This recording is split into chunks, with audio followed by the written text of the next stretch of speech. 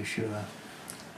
Thankful for this another day that we have to be together and worship on this day that Yahweh has made. We're glad in it today, and we're so thankful that He has enlightened us enough that we know to take this day and set it apart and glorify Him in it. And so we're just so thankful, for the knowledge that He's given all of us today. And but anyway, as we walk, as we get into the lesson today, I want to take it from the. I want to take a reading from the 5th chapter of Galatians, and I want to talk a little bit about the works of the flesh and the fruit of the Spirit, and I want to talk about a little bit about the lusting of the two. I think people just don't really understand, the fruit of the Spirit, the character of the fruit of the Spirit, and the characters of the flesh, and the works of the flesh, and because. Just watching and listening to what people are saying and doing, and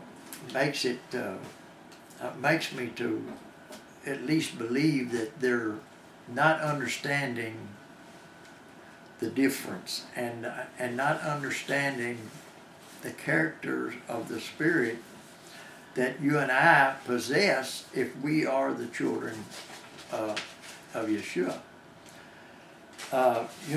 In Galatians here, Paul is addressing basically these two very things, is the flesh and the Spirit, to the people that he's talking to here, or the people at Galatia. He's basically addressing these two particular subjects, the flesh and the Spirit, and a lot of people don't catch it or don't understand it. Like say from the first chapter to say to the 5th chapter, they don't really understand the difference or what he's speaking of here, and basically they don't understand because he is in fact telling people that you can't walk, by the law that was given, and that's concerning the covenant, the old covenant that was given on Mount Sinai. We cannot walk by that. But anyway, to kind of bring it up is that he starts out the book, that he's, after his greetings and everything, that he's amazed that they're so soon removed from the gospel that they have been taught, and and that he assures them that there is no other gospel. If anyone comes to you preaching any other gospel than that I, Paul, have already taught you, let that be a curse unto you. And he's so surprised that they're so soon removed from that. But what is happening there is the same thing that's really happening today, in that people are coming in amongst the children of Yeshua that has their faith in Yeshua and saying, well, you got to do this and you got to do that. We got to do that. We got to do this. And the basic thing was when the Jew, those that believed or at least confessed their belief in the Messiah, would come in amongst the Gentiles and tell them, you got to walk according to the law.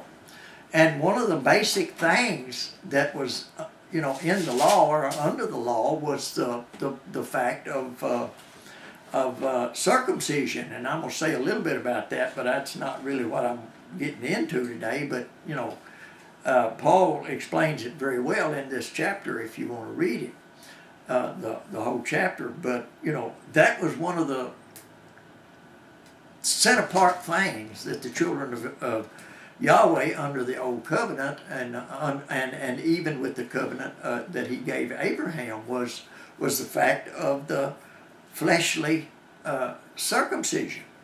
And when he made the covenant with Abraham, he sealed that covenant through the fleshly circumcision that with Abraham there. Now, mind you, the promise and the covenant that he made to Abraham was not done through the circumcision. It was done prior to the circumcision. The circumcision was the seal of that covenant that Yahweh had made with Abraham. So, and Paul explains that too. I don't know that it's in this book, but he explains it. I think it is. But anyway, and when the children of Israel, when Yahweh brought them out of Egypt, and when he brought them to the Mount Sinai, and he appeared unto them there on the mount, and he gave them his commandments, and then he began to give them his laws.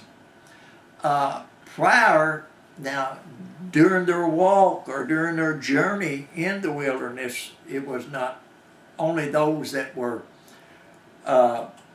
older were circumcised. During their journey through the wilderness, the younger families and those that were born in the wilderness were not circumcised. But prior to their moving into the land of promise, the land of Canaan that Yahweh had given them, had promised them, Joshua had the children circumcised, or the men circumcised prior to the entering in. And anyway, that was a particular set apart of the children of Yahweh, the children of God, during that time, was that they were carnally, fleshly, which way you want to put it, circumcised. The Gentiles didn't have this practice, if you would use it that way, or this covenant with Yeshua. And but anyway, bringing it back up to to Galatians here, where that Paul is talking to the church here at Galatia. They was this sect of Jews that was coming in amongst them, telling them, if you're going to follow the Messiah, you need to be circumcised. Well, Paul came in behind them and said, wait a minute, that's not the gospel that I preach to you. I preach to you faith in the Messiah, Yeshua, that you are to put your faith in him. Then that's what I'm fixing to, we're going to get into here in a minute. But because, and I would also like to put this in, the old covenant was given, and I've told you all this before and said it a few times before, but the covenant that was given to the children of Israel there on Mount Sinai was given unto man, and it was administered by man.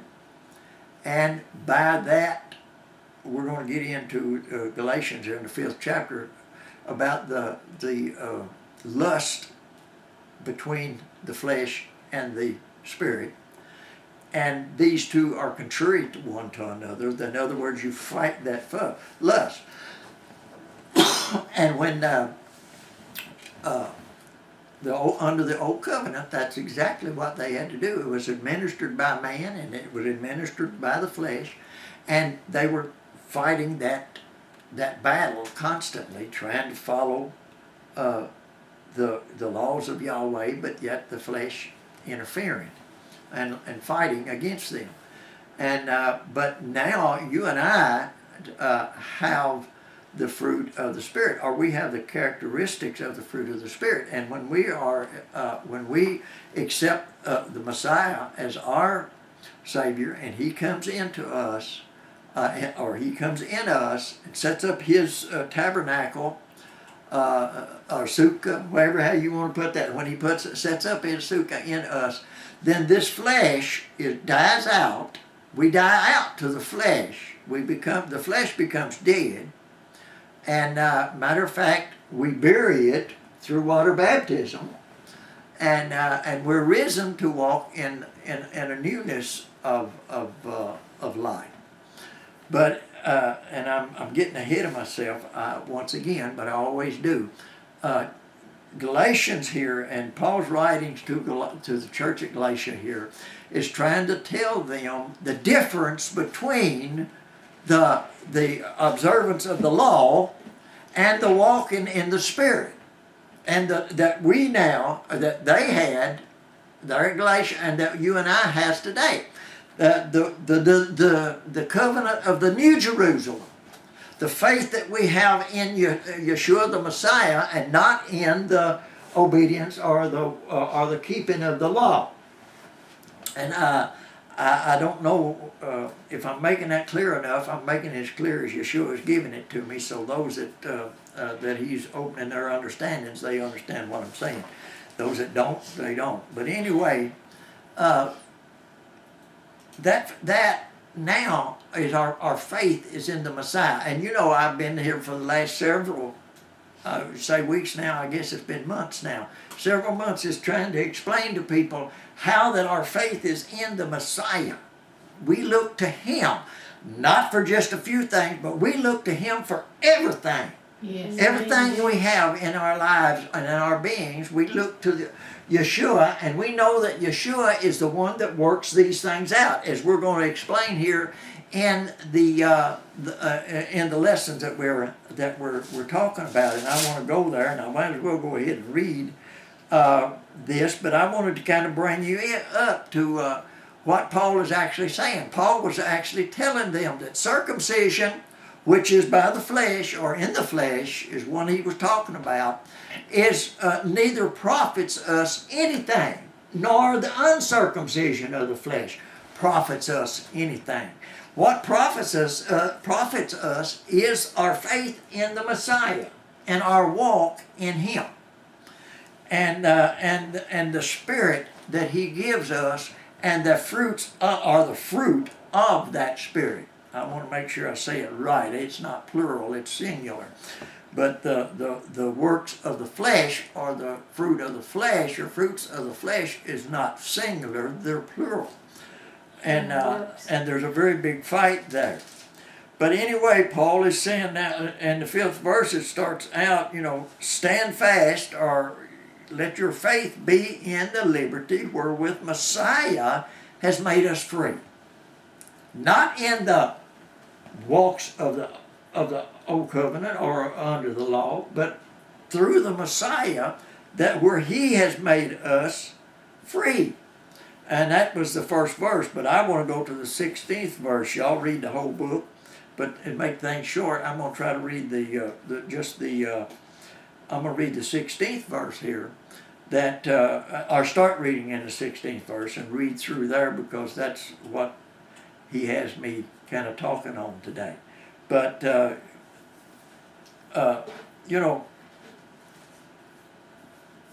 Paul writes here, just before I read that, Paul writes here in this same verse, or same chapter, if I preached unto you circumcision, in other words, if I preached unto you the law that we keep according to the old covenant, if I preached unto you that, why do I yet suffer persecution? Why is the Jews trying to kill him if that's what he's teaching? And that's, that scripture there is completely plain to what Paul is saying. If I'm teaching you and if I'm preaching to you the same thing that they're trying to teach, and they're preaching to you, that you walk according to the laws of the old covenant, then why am I persecuted? Why do I suffer persecution? you know, then is the offense of the cross ceased. In other words, then the reason that Yeshua came and gave his life and died on that cross, all of that is ceased if I still yet preach the old covenant, the old laws. If I still preach that, then all the rest of that I preach to you is ceased. It's no good. Why? And he goes ahead and and talks to them here.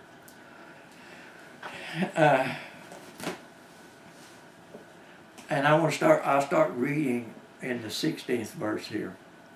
And that was the 11th verse I just read to you, or just paraphrased to you there. But in the 16th verse it says, "This I say then, walk in the Spirit." Now read the whole chapter here. And this is his summation here, although there's another chapter beyond the fifth. But this is the summation of what he's been talking about here. "This I say then, walk in the Spirit, and ye shall not fulfill the lust of the flesh." You'll not fulfill what the flesh is trying to convince you to do. "For the flesh lusteth against the Spirit, and the Spirit against the flesh, and these are contrary the one to the other, so that you cannot do the things that you would." If you follow the lust of the flesh, and if you allow the lust of the flesh to interfere with your life while you're trying to walk in the Spirit, you're not going to be able to do what you want to do.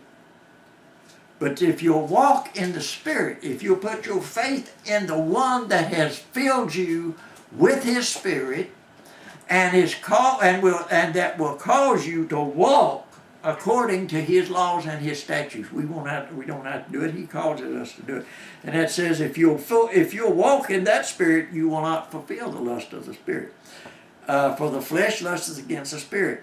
Now, but if you be led of the Spirit, you are not under the law." And I'm sorry, people, and this is coming more and more into the people about walking in the law and fulfilling the law. And I see one today that I'm just heartbroken because I see that one going to exactly that direction, and more into the law instead of his faith or their faith in the Spirit.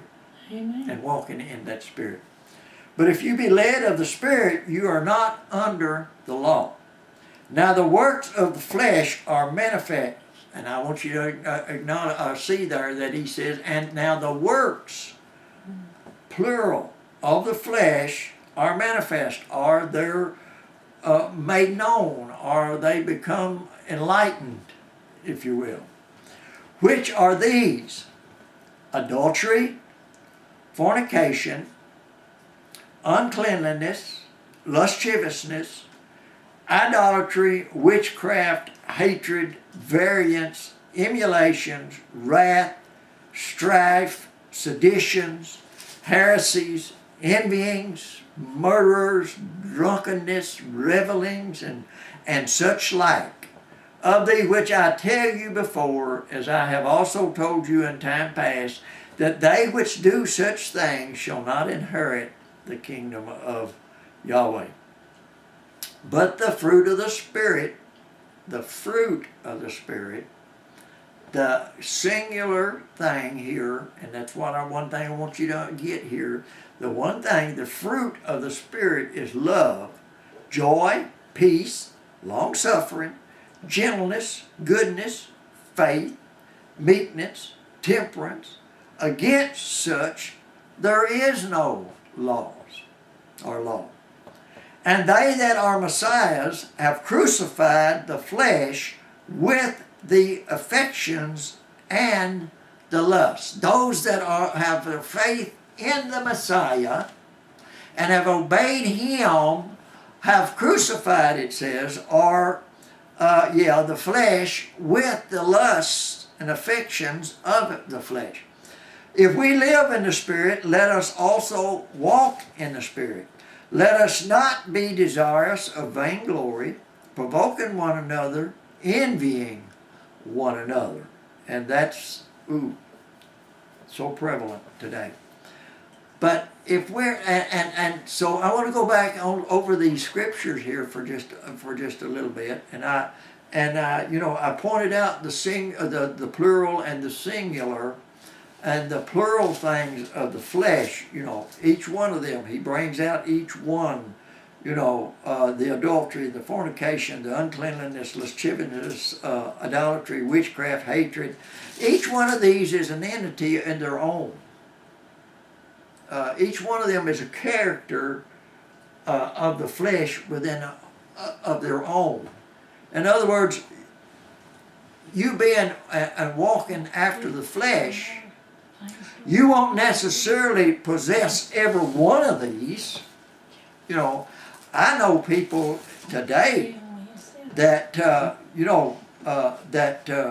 that are really good people, though they don't confess the Messiah and they're still walking in the flesh. But they would never, say commit fornication or adultery against their wife or their husband. That's not something that they possess. Now they have that ability to do it. Each person who walks in the flesh has the ability to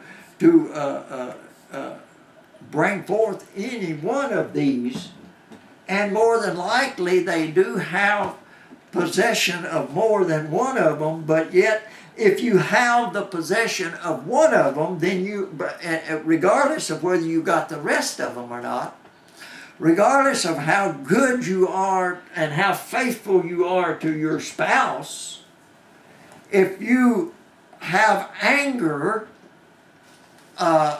without a cause, let's say, to your brother, then you are a murderer according to the Spirit of God. You're a murderer, and you have the hatred that is there. You're possessing those things there, but you're not possessing the others.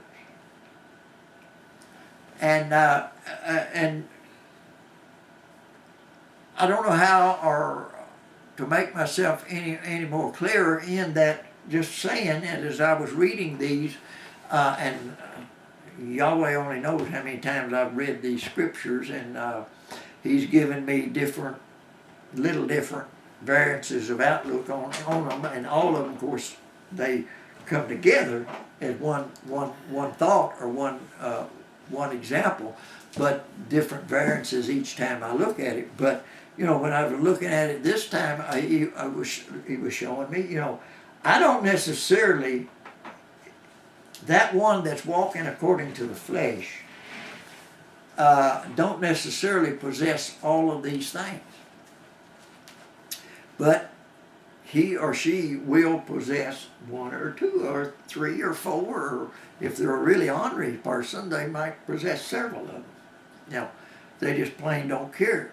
But there are those out there that's still walking in the flesh that are very good people that don't possess much of these things. But it don't make any difference. If you possess any of them, then you're walking in the flesh and you're obeying the things of the flesh.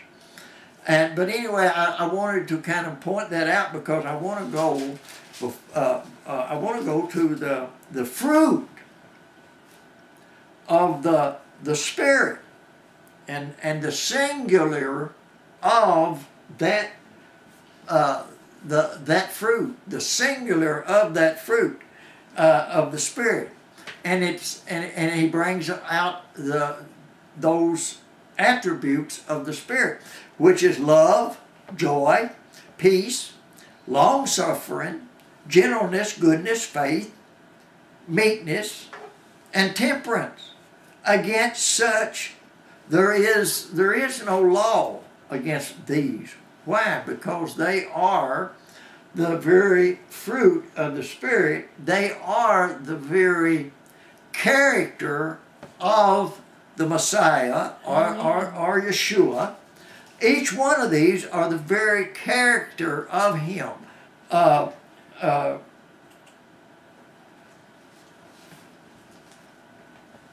The character of the Messiah is the very manifestation of this fruit of the Spirit. This is Him. And if He, and if I put it this way, go back and put it this way. If we're walking in the Spirit, of the Messiah that He has put within us, if we're walking in that Spirit, then those, I'll name them, but they're still just one character. But you will manifest all of them. You will manifest the love, the joy, the peace, the long-suffering, the gentleness, the goodness, the faith, the meekness, and the temperance. You will manifest all of these in your life in some way or another. Amen. They will be in your life, and they will be manifested in your life. And they will be the only things that are manifested in your life, if so be that you are a child of the Messiah and His Spirit lives within you. This will be your walk. This will be your life in some way. Now, you're not going to see me every day manifesting individually each one of these, each day. But they're there, and they will be manifested in my life in the time that they are, how do I want to say this? I don't want to say required or at the time that they are needed, they will be manifested in my life. I will show the love instead of anger, hatred, variance. I will show the love of the Messiah. I'll show His joy. I'll show His meekness. I'll show His peace. I'll not be angry and wanting to be combative with everything. Pat was reading some scriptures in her daily study that she was doing this morning, and I think it was this morning. But anyway, she pointed it out about people, and I forget now where she was reading from. Hebrew? No, it was Peter or John. Second Peter. Okay, where that talking about people that are actually following after the flesh and the lust of the flesh, how that they. How does the scripture put it? Hate or But chiefly them that walk after the flesh in the lust of uncleanness and despise government. Presumptuous are they? Self-willed. Self-willed, and they are not afraid to speak evil of dignitaries. Yeah. In other words, that's one of the lust of the flesh.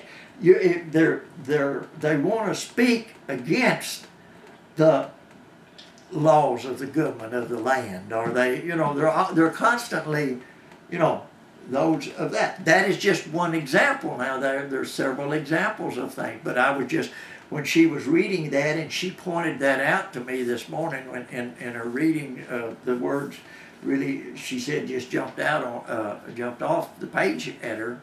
How that those that are following the spirit, the flesh instead of the spirit, they're against government or the people, rulers, if you will. Let me put it that way. They're against the rulers. They're always trying to find fault with them, but she was, I don't know, her walk and her experience with Yeshua in her present time, that was something that He was bringing out to her, but she was bringing it out to me. But what I'm saying is, though, that the fruit of the Spirit, that character of Yeshua that is in us will, though the flesh may not manifest all of the lusts of the flesh or the works of the flesh. The flesh may not, a particular man or woman may not manifest all of those things. But if you are a child of Yeshua and your faith is in Yeshua and you have the fruit of the Spirit, you will manifest all of these things. All of these will be manifested in you. And that is the, and that is what Paul is trying to tell the people here in Galatians here, or the people at Galatia that he's writing to, is trying to tell them, and he's giving them examples all through the book about different things. And one of them, of course, was the circumcision, because that was so prevalent at that time, that, to be a set-apart child, a set-apart man or woman of God, then you were circumcised. That was the one thing they claimed, that you were a man or woman of, well, not a woman, because she wasn't circumcised, but if she was of the house of Israel, the man of her house would be circumcised. So,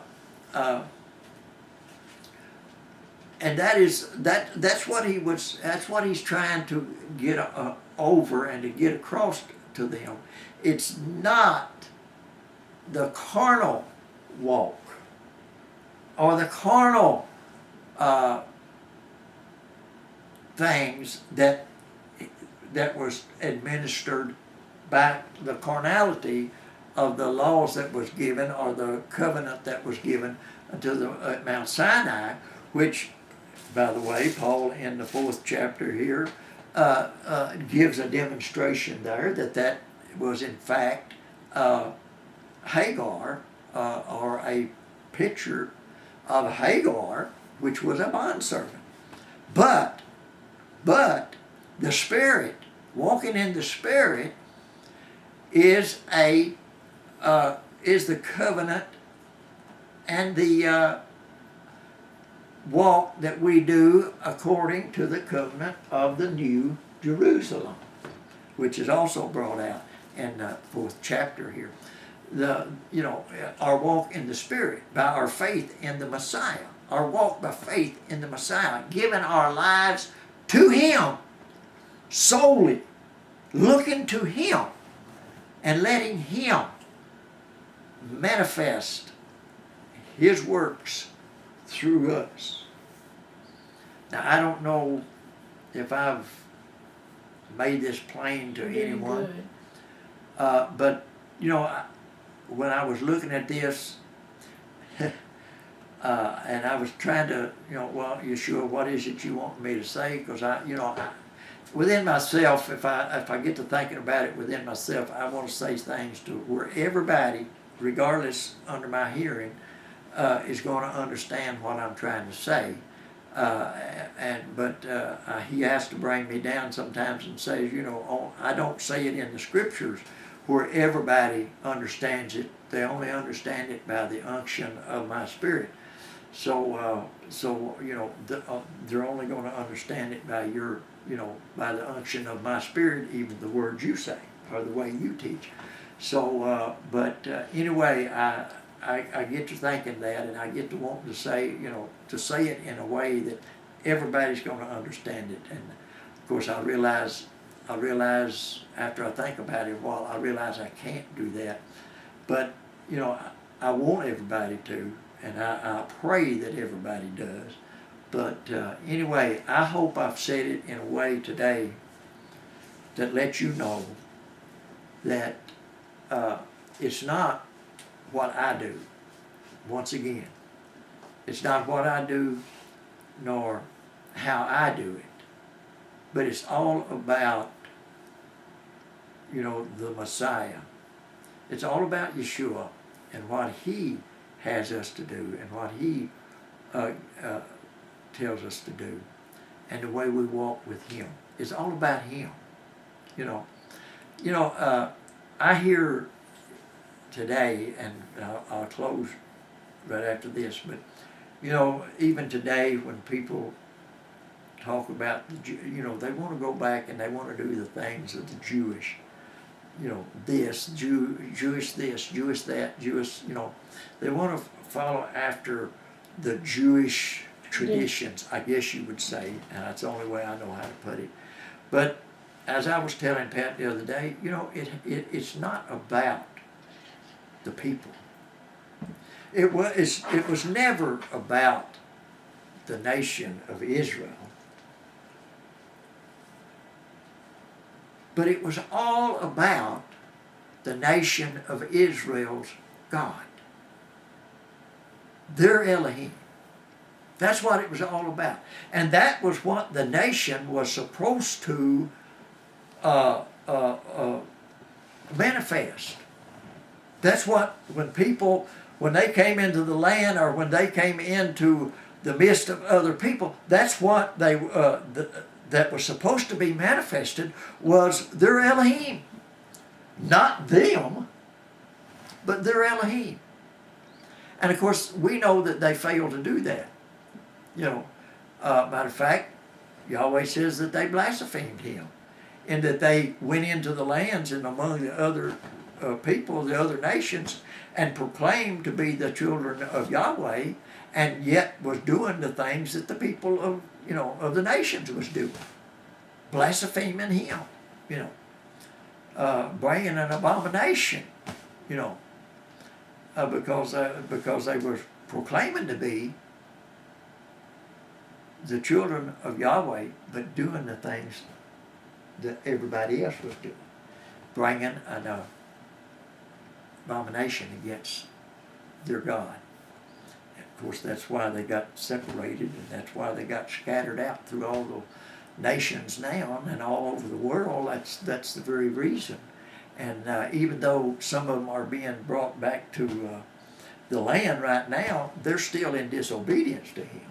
They still are denying him, except individuals that, like you and I, though we're Gentiles, but but we are accepting the Messiah. Well, they are doing it individually.